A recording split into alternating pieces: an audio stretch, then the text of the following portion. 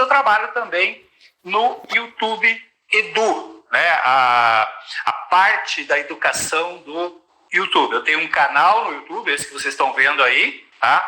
Se quiser dar uma passadinha lá para conhecer, é youtube.com/vestibuler, tá? Tem muita coisa legal lá que pode ajudar vocês. E tem também uma plataforma, o mesmo nome, vestibuler.com.br.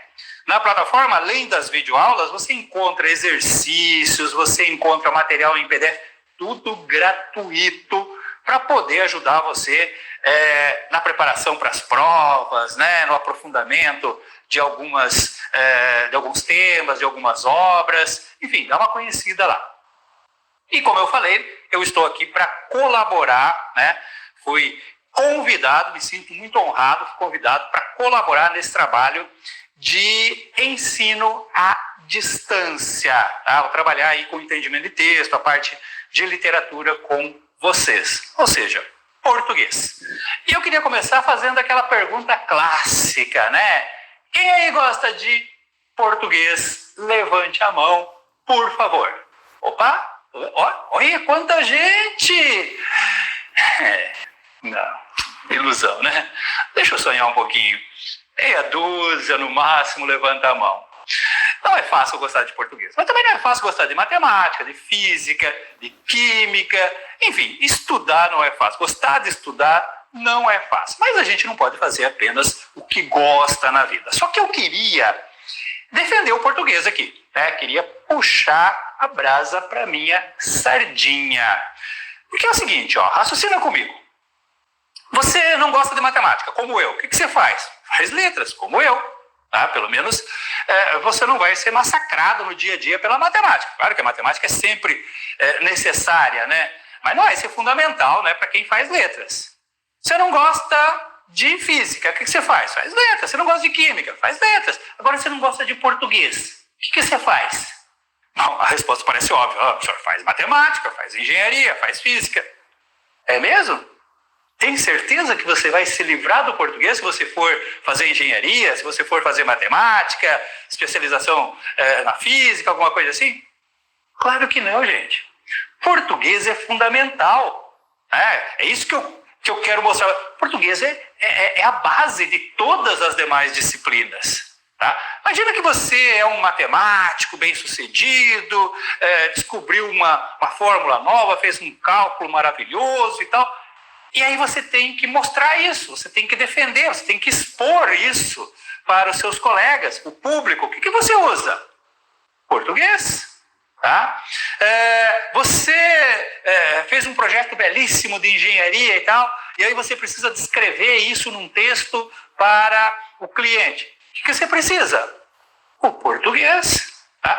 Sem contar no dia a dia, no basicão, né? Aquele bilhetinho pro crush, né? Aquela carta de pedido de emprego, aquele currículo. O português é base de tudo. E quer ver que eu te dou um outro exemplo de como o português é extremamente importante? Você certamente já passou por essa experiência. Deixa eu te mostrar.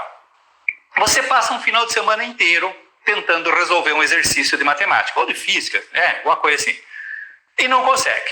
E aí fica desiludido, né? Se acha assim o pior dos mortais, porque eu não tenho jeito mesmo, eu não aprendo isso, fica furioso e tal, larga tudo e desiste. Aí chega na semana seguinte, o professor vem até a lousa e começa a resolver o exercício. E ele fala, você faz isso. Aí você olha e fala, como assim? Mas era isso que era para fazer? Sim, era isso. Mas isso eu sei fazer. Se você sabe fazer aquele... Por que você não fez? Porque o seu problema não era a matemática. O seu problema era o português. Havia um enunciado daquela questão que você não entendeu. Você não entendeu a elaboração do exercício, as informações que estavam lá. Consequentemente, você não conseguiu resolver o problema de matemática. Mas o seu problema não é matemática, o seu problema é português. Tá? A mesma coisa, você tem lá um trabalho para fazer de história, de geografia, você precisa do português, você precisa entender o texto, você precisa depois confeccionar esse trabalho, você vai usar a linguagem. Português é base, por isso que geralmente ele tem um peso maior em praticamente todos os vestibulares, em todos os concursos e tal. Certo? fiz a minha defesa do português aí, do meu querido português. Agora, quando a gente fala em português, gente, nós vamos falar basicamente em texto, né? Por que a gente precisa do português? A gente precisa do português para ler, para compreender o mundo, né? Para produzir, expor nossas ideias, produzir um texto escrito ou mesmo um argumento verbal, né? E principalmente entender quando nós estamos diante de um texto escrito, diante de uma produção qualquer, tá? Para fazer essa leitura de texto, nós temos que entender que existem fatores que contribuem quando se elabora um texto. O autor, quando ele produz um texto, existe uma série de fatores envolvidos que irão deixar sua marca nesse texto. Tá? A minha ideia é trabalhar exatamente com esses elementos básicos. Né? Aquilo que você tem que entender, basicamente, para fazer uma análise, para fazer uma leitura, para compreender um texto. Tá? Então, nessa sequência de aula que nós vamos ter aí, a gente vai tentar mostrar um pouco dessas características comuns a todos os textos, né? Independente se é um texto artístico, literário, se é um texto didático, se é um texto científico, informativo, enfim. Existem elementos básicos. E o elemento mais básico é isso aqui, ó, o contexto sociocultural. Tá? O texto, quando produzido, ele traz marcas de uma realidade social, de uma realidade cultural da época em que ele foi produzido. Tá? Primeira coisa que você tem que observar é exatamente isso. Você tem que conhecer esse contexto sociocultural para poder fazer uma leitura correta, uma interpretação correta nesse texto que você está disposto a ler e compreender. Tá? É fácil entender isso, né, gente? Você não pode achar que você vai ler corretamente, entender corretamente, captar corretamente o sentido de um texto produzido lá na Idade Média, produzido lá no século XIX, com a mesma mentalidade, com as mesmas características socioculturais, ideológicas, políticas, econômicas de hoje. Porque havia uma outra realidade lá. Eu proponho para você um exercício de criação aí, de criatividade. Imagina que a gente consiga uma máquina do tempo e consiga pegar um texto produzido hoje, um texto que vai falar sobre internet, vai falar sobre coronavírus, vai falar sobre celular, vai falar sobre aeroporto, e consiga colocar esse texto numa máquina, né, numa cápsula, e mandar ele lá para o final da Idade Média, lá para o início do Renascimento, por exemplo. A pessoa mais inteligente daquela época não iria entender esse texto, teria dificuldade para entender esse texto. Por quê? Porque simplesmente faltaria a ela o contexto sociocultural em que esse texto foi produzido. Ela não sabe essa realidade tecnológica que nós vivemos hoje. Ela não tem esse conhecimento. Então, como que ela ia entender um texto que fala de celular, que fala de internet, que fala de aeroporto, de viagem intercontinental? Não ia entender isso. Percebe? A mesma coisa pode ser vista pelo outro lado. Você pegar um texto que foi produzido lá na Idade Média, dentro de uma determinada realidade social, dentro de uma realidade específica, né, da política, da economia, do pensamento daquela época. Para entender esse texto, você precisa conhecer essa realidade sociocultural. Ignorar esse contexto de produção textual é o primeiro passo para uma interpretação errada ou, digamos assim, incompleta de um determinado texto. Tá? Então, a primeira coisa que você tem que observar sempre é esse contexto. Existe sempre uma realidade ampla né, de um período maior, e depois, dentro desse período maior, existem realidades mais específicas daquele momento em que o texto foi produzido. Tá? É isso que eu vou tentar mostrar para vocês. Nós vamos começar por essa realidade mais ampla. Nós vamos falar aqui sobre a produção, né, cultural, a produção literária, por exemplo, da língua portuguesa. Tá? Obviamente, nós não vamos trabalhar com outra linguagem, é isso que você precisa, né? Na escola, nos vestibulares e tal. Então, a produção da língua portuguesa, beleza? Bom, aí nós temos as produções feitas antes do Brasil existir, né? Normalmente, os vestibulares cobram produções da língua portuguesa de uma forma geral. Então, tem a produção feita na língua portuguesa desde que começou Portugal, lá no século XII, quando Portugal se formou como nação, quando surgiu, né, a língua portuguesa, no século XII, né, nos anos 100, até os dias atuais. Tá? Inclusive dividindo-se para outros países, né, os países que falam língua portuguesa na África, na Índia, naqueles lugares ali que foram colonizados por Portugal. Tá? Então a gente vai começar pegando esses grandes momentos históricos. Tá? Nós temos basicamente 3 grandes períodos históricos em que valores socioculturais, estrutura política, ideologia dominante, estrutura econômica e tal, são os mesmos. Tá? Então a gente tem que ter essa capacidade de perceber a influência dessas características nesses períodos. Nós temos primeiro o período medieval, a gente chama de era medieval, né? Período anterior ao Renascimento ali. Tá? Depois nós temos um período chamado de era clássica, começa exatamente com o Renascimento, no início do século XVI, dos anos 500, vai até o final do século XVIII, até a Revolução Industrial, a Revolução Francesa, e aí nós temos um terceiro período, que é a Era Moderna.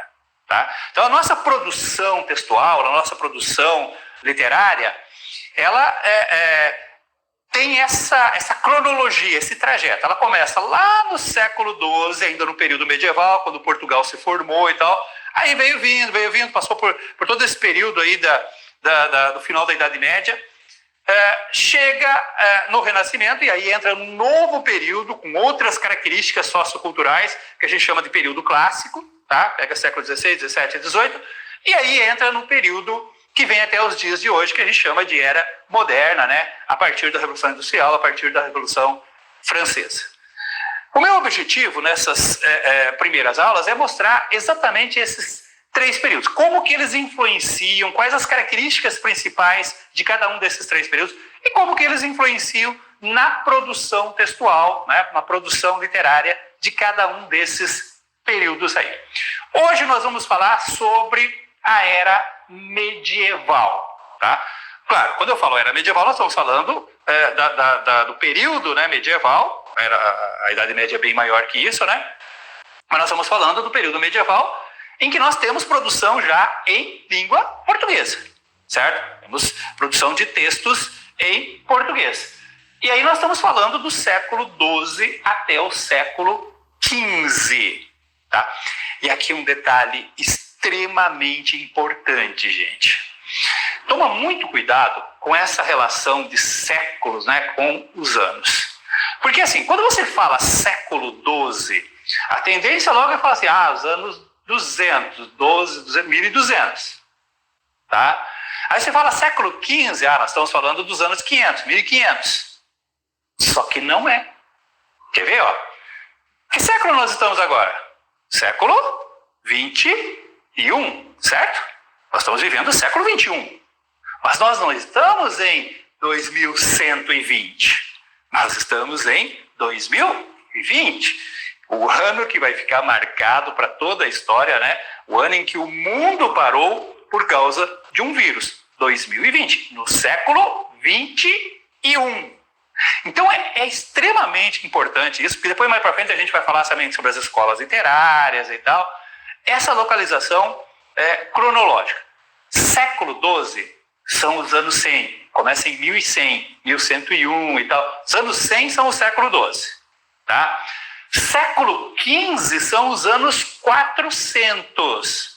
Então, quando nós falamos da produção textual em língua portuguesa, no período medieval, nós estamos falando da produção que foi feita entre os anos de 1100 a 1400, tá? Os anos 100, 200, 300 e 400, tá? O século XV vai até 1499, né? Aí entra o século XVI a partir de 1500. Beleza? Ficou claro isso? Tá? Toma bastante cuidado com isso, fica sempre atento a isso, porque é complicado. Você vai ver mais para frente, quando a gente estiver falando das escolas literárias, né? Quando você associa, por exemplo, poema seiscentista, autor seiscentista. Aí você fala assim, peraí, seiscentismo é o século XVI. Não, seiscentismo é o século XVII. Tá? No século XVI nós teremos os anos 500, o quinhentismo. Cuidado com isso, volto a insistir. Muita atenção nisso, beleza? E aí eu vou mostrar para vocês essas características desse período que irão influenciar na produção textual, depois a gente vai ver exemplos, a partir de 3 pontos básicos. Tá? Nos 3 períodos, aí, o período medieval, o período clássico e o período moderno, a partir de 3 pontos básicos. A ideologia, o que é a ideologia? O pensamento dominante, a postura ideológica que dominava neste período. Tá?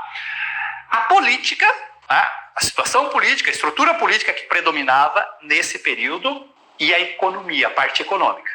Tá? Claro que você tem mais coisa aí, mas esses 3 são fatores básicos aí. Beleza? Então vamos lá.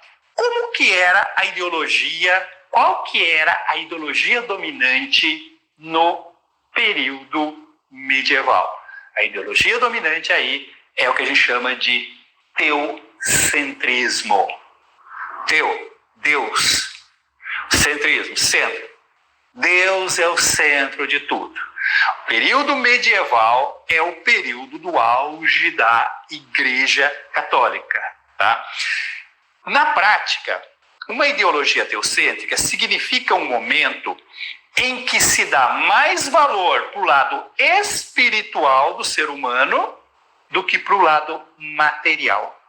Tá? Então, a preocupação sempre é maior com o lado espiritual. A preocupação ao longo da Idade Média, do período medieval, era muito mais com a alma, com salvar a alma, com não ir parar no inferno, com conseguir voltar para o paraíso, ascender para o paraíso, do que propriamente com a vida terrena. Tá? Vocês sabem, a Idade Média é considerada um período de estagnação cultural. Né? Alguns críticos, né, alguns estudiosos históricos dizem até que, mais do que estagnação, é um período de retrocesso cultural se comparado com a cultura clássica da Grécia e da Roma Antiga. Existem vários motivos para isso. Um deles, e talvez o principal, seja exatamente essa ideologia teocêntrica que passa a predominar. Porque na Antiguidade era a ideologia antropocêntrica, que depois vai ser recuperada no Renascimento. Então, na Idade Média, essa ideologia teocêntrica seria um dos fatores responsáveis por essa estagnação, por esse atraso, por esse retrocesso cultural. Tá? Vocês vejam que só no século XVI, quando você tem o Renascimento, a retomada, né, do pensamento científico, racional, antropocêntrico, você tem um crescimento cultural, né, tecnológico, de conquistas, de descobertas, as grandes navegações, as grandes conquistas, as grandes descobertas e tal, as grandes invenções, que é muito maior do que toda a Idade Média somada. Tá? Então, um dos motivos é essa ideologia dominante que a gente chama de teocentrismo. Por quê, gente? Porque é aquela ideia, quer dizer, passava, né, de forma contundente aquela ideia de que o lugar do homem não é na terra. Tá? O homem foi criado por Deus no paraíso, aí Adão e Eva fizeram besteira e eles foram expulsos do paraíso para purgar os seus pecados aqui na terra e depois de purgado, de pagar esses pecados, poder voltar para o paraíso. Tá? Então, se você está na terra com o objetivo de pagar os pecados, pecado original de Adão e Eva e tal, por que você vai querer ter uma vida prazerosa? Né? Por que você vai inventar coisas que visem minorar o seu sofrimento, se o sofrimento, né, o trabalho sofrido, a vida sofrida, é o que te purifica, é o que te salva a alma, é o que te eleva o espírito para o céu. Então, essa mentalidade toda voltada para o lado espiritual é, sem dúvida nenhuma, um dos fatores de estagnação. Não é o único, volto a insistir, mas é um dos fatores principais aí. E essa ideologia teocêntrica leva a uma visão muito mística do mundo. Tudo era explicado através de Deus, do misticismo, né? Vocês veem aqueles filmes medievais que falam muito sobre magia, né? Espada mágica, bruxas, feitiçarias e tal. Era um período marcado muito por essa ausência de cientificismo, né? O pensamento racional, o pensamento científico não conseguia prevalecer, predominar nesse espírito mais místico, mais fantasioso, que tinha muito de responsabilidade dessa ideologia teocêntrica aí também. Tá? Então, a produção desse período tem muito a ver com essa ideologia. Outra situação que influencia na produção da época é a política. E a política medieval era marcada por uma divisão de poder entre os senhores feudais. Tá? Você sabe que a partir do Renascimento nós passamos a ter as monarquias absolutistas, né? Aquele poder absoluto concentrado nas mãos do rei.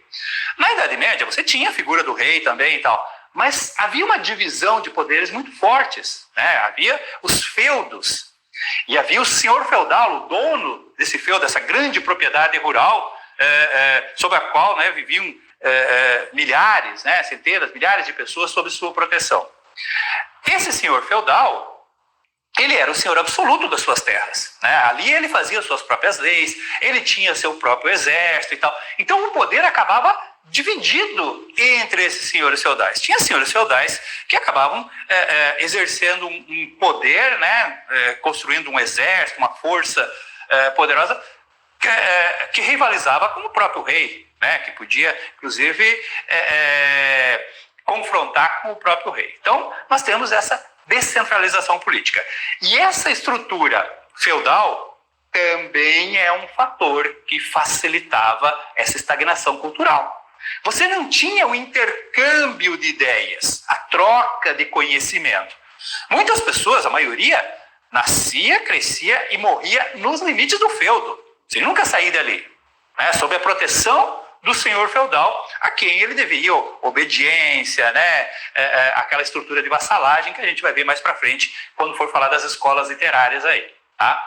Então, sem esse intercâmbio cultural, isso também dificultava o progresso do conhecimento, da cultura, da ciência e tal.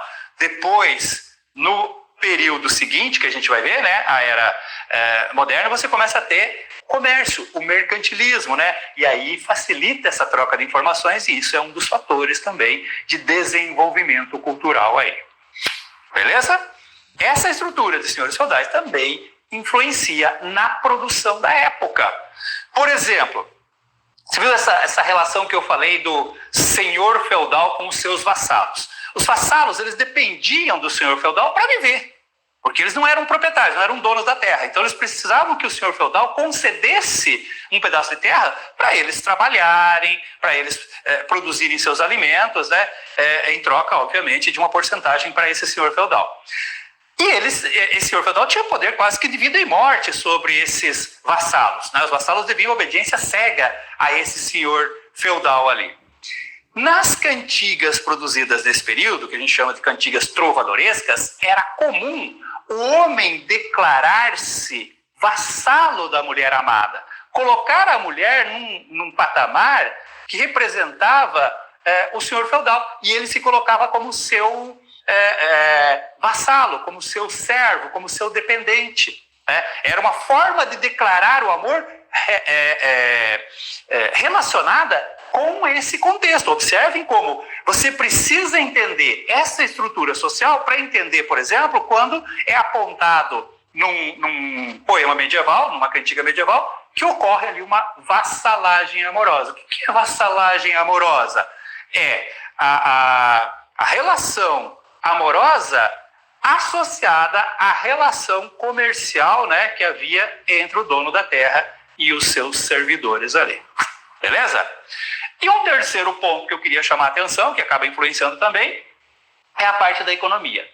A economia medieval era baseada na posse da terra.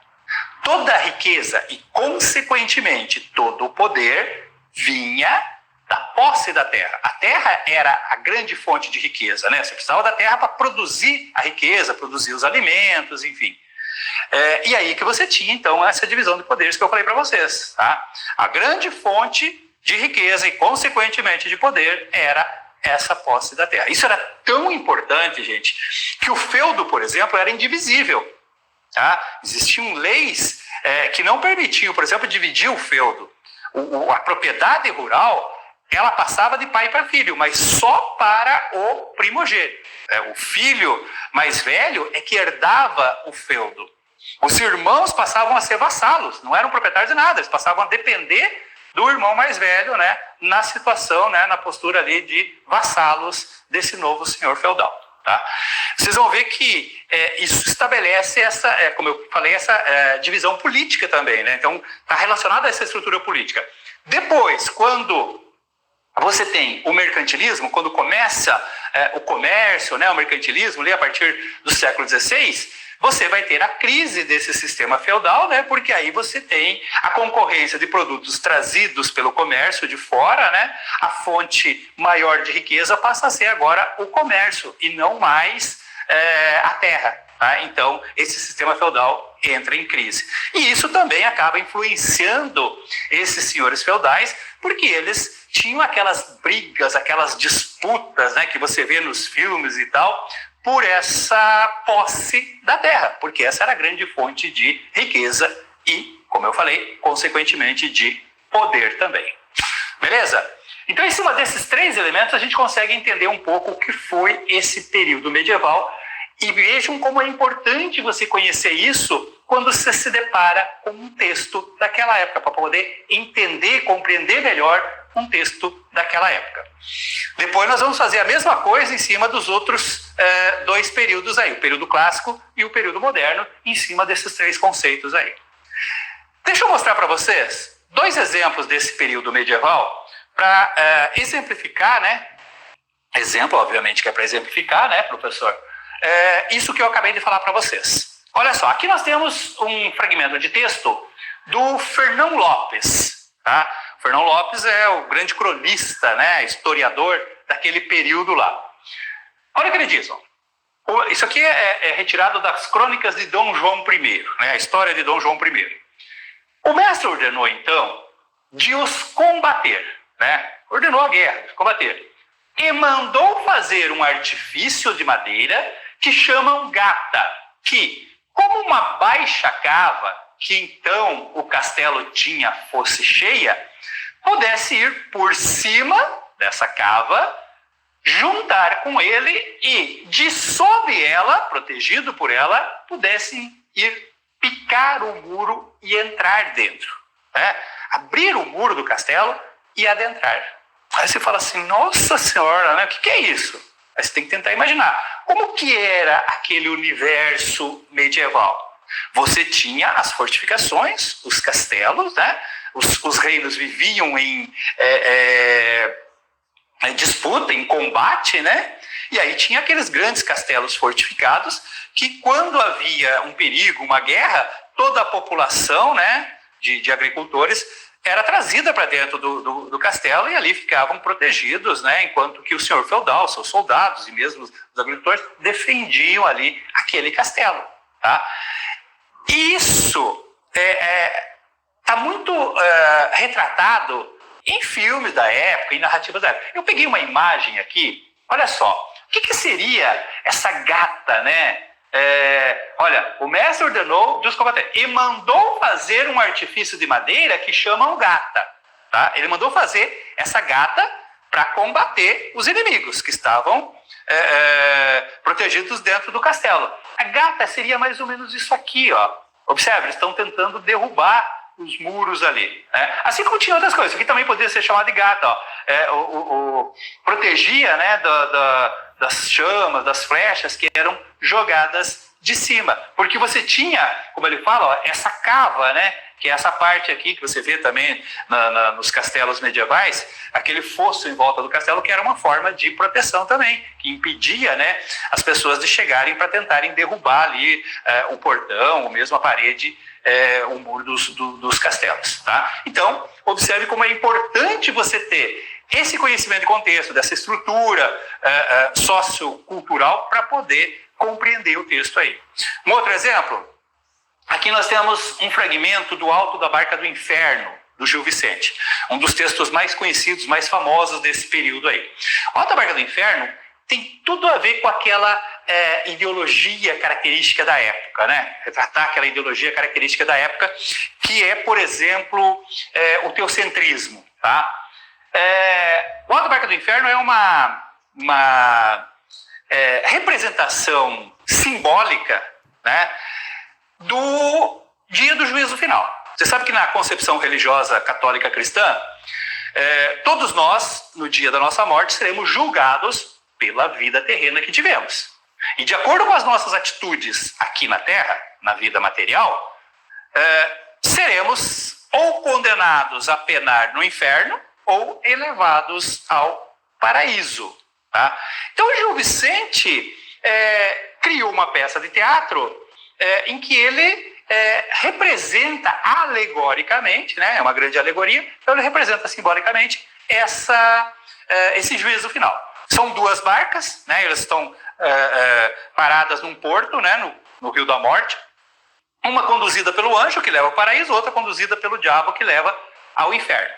E aí as almas vão entrando, né, vão sendo julgadas e aí conduzidas ou para a barca do diabo ou para a barca do anjo. Tá? Uma a uma. Essas almas nada mais são do que pessoas que acabaram de morrer ali.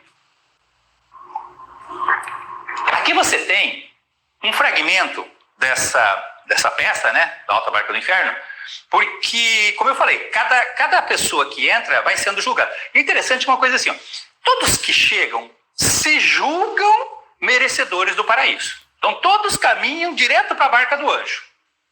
A maioria absoluta é recusada e aí é obrigada a entrar na barca do inferno, né? Porque aí é feito o julgamento, eles são acusados dos seus crimes, dos seus pecados, das suas faltas e acabam sendo conduzidos aí para a barca do inferno. Mas todos acham, a princípio, que merecem o paraíso ali. No final, gente, a barca do paraíso vai sair quase vazia, né? Só o parvo, né? Um agricultor humilde lá, né? Um camponês humilde, que justamente por sua humildade não tem pecados, consegue ir para o céu, e os 4 cavaleiros cruzados, que como morreram lutando pela Igreja Católica, têm o seu paraíso garantido aí.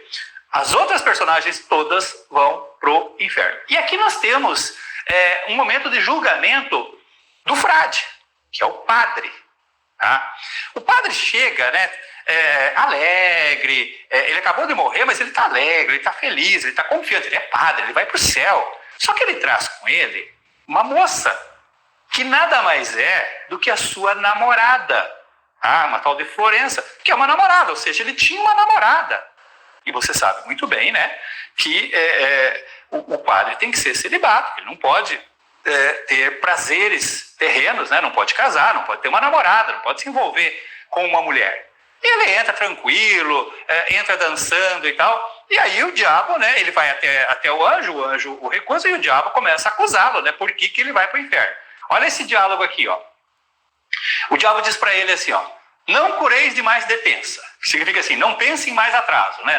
Não se detenha mais. Embarcai e partiremos. Tomareis um par de remos. Então diz, ó, entra logo. Fala pro padre. Entra logo, né? Você vai na barca e ainda vai ajudar a remar pro inferno aí. Aí o frade diz, ó, não ficou isso na avença. Ele diz, ó, isso está fora de acordo. Isso não pode estar certo. Como assim, né? Como que eu vou pro inferno? E o diabo confirma, pois dada está já a sentença. Não adianta reclamar, essa é a sua sentença. Pela vida que você levou, essa é a sua sentença, você vai para o inferno. E aí o padre, né, diz o seguinte, ó, par Deus, significa por Deus. Essa seria ela? Seria essa a sentença? Não vai em tal caravela, minha senhora Florença. Como? Por ser namorado e folgar com uma mulher, se há um frade de perder com tanto salmo rezado? Olha o argumento dele, tipo assim, ó, só porque eu me envolvi com uma mulher, né, porque eu me diverti com uma mulher, eu vou para o inferno? E todas as rezas, todos os salmos que eu rezei, toda a vida dedicada à igreja, não me vale nada? E ele acaba sendo levado para o inferno. Tá?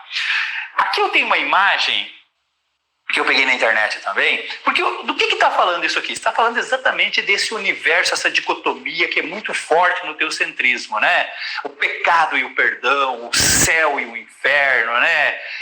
O castigo e o paraíso e tal. E aqui você tem uma imagem muito representativa da ideia, né, da punição, do inferno, né? Os piores castigos, você vê demônios aqui castigando as pessoas, né, penduradas em cima de braseiros, sendo queimadas dentro de um caldeirão fervente, espetadas por demônios e tal. Enfim, uma imagem muito representativa dessa ideologia medieval, certo? Então é isso, gente. Eu acho que com esses dois textos, você conseguiu entender a ideia que eu tentei passar para vocês. Ou seja, para você entender um texto, você precisa, antes de mais nada, se atentar ao seu contexto. Uma obra produzida num determinado período, ela traz claramente marcas deste período. Então, se eu tenho uma obra produzida naquele período que a gente chama de período medieval, eu tenho que atentar que naquele período predominava uma ideologia teocêntrica. Então esse misticismo, né, que vocês estão vendo aqui, essa ideia de pecado, de punição, está muito presente nas obras daquele período, especialmente no teatro daquele período, no teatro do Gil Vicente. As narrativas daquela época falam muito do heroísmo, dos cavaleiros medievais, das conquistas nobres, né, das lutas heróicas desses cavaleiros, desses reis, desses nobres, donzelas em perigo. Tem esse espaço característico, né, dos feudos, do senhor feudal, e essa estrutura política e econômica também baseada, né, na riqueza da terra, né, que fazia também essa divisão política aí. Tá? Então, tudo isso tem que ser considerado, tudo isso tem que estar presente quando você analisa um texto daquela época. Diferente, por exemplo, de um texto do período moderno, do período clássico, que tem uma outra ideologia dominante, que tem uma outra estrutura social, que tem uma outra estrutura política, econômica e tal, que vai, por sua vez, influenciar esses outros textos aí. E eu volto a insistir, desconsiderar esses aspectos de contexto é o primeiro passo para fazer uma análise errada, né, ou incompleta de um determinado texto. Certinho? Gente, por hoje era isso, tá? Então, como eu falei para vocês, a ideia é pegar coisas básicas aí, então a gente divide isso. Hoje nós falamos do período medieval, na próxima aula a gente fala do período clássico e posteriormente do período moderno, e depois começa a particularizar isso nas escolas literárias. Foi vocês, mesmo que à distância. Recomendo novamente, dá uma passada lá no meu canal, youtube.com/vestibuler, dá uma olhada lá. Tem muita coisa que contribui, né, para isso que nós estamos falando aqui, muita exemplificação. Vai na plataforma também, vestibuler.com.br, tem muitos exercícios, muito material e tudo gratuito, tá, gente? Você não precisa nem fazer cadastro, você vai lá na plataforma, vai na parte gratuita lá, tá tudo disponível, tudo disponibilizado para te ajudar a melhorar o seu rendimento escolar e principalmente, né, suprir essa carência que você está tendo nesse período de pandemia.